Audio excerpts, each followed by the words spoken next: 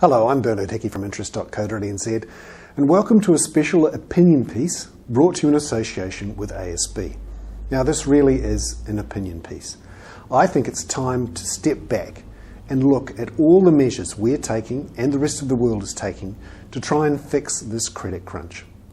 I'm beginning to think that we are flogging a dead horse.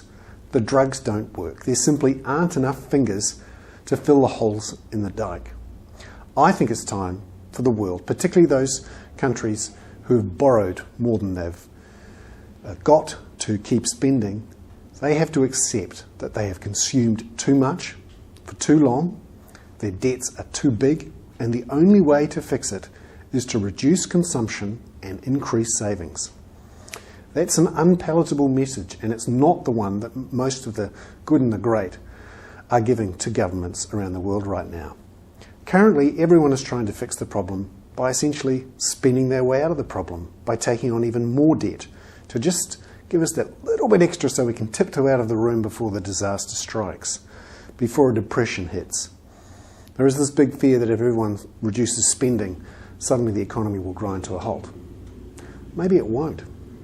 What I'm saying is that governments should run surpluses. We need to increase savings. There are two parts to the economy. The private part with consumers and the public part with the government. Both should be saving more. That means the government should be running surpluses. We shouldn't be having any more bailouts of banks. If there are problems, they should simply be nationalised. Deposits should be protected, but if there are problems, don't go pouring more good money after bad. Here's something you won't hear from too many other people. Central banks around the world should keep interest rates high. One way to reduce consumption and increase savings is to have relatively high interest rates.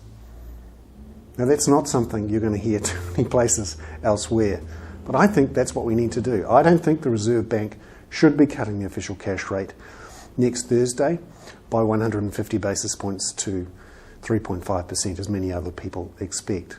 If you want to encourage savings, keep interest rates high. I'm Bernard Hickey. That was a special opinion piece.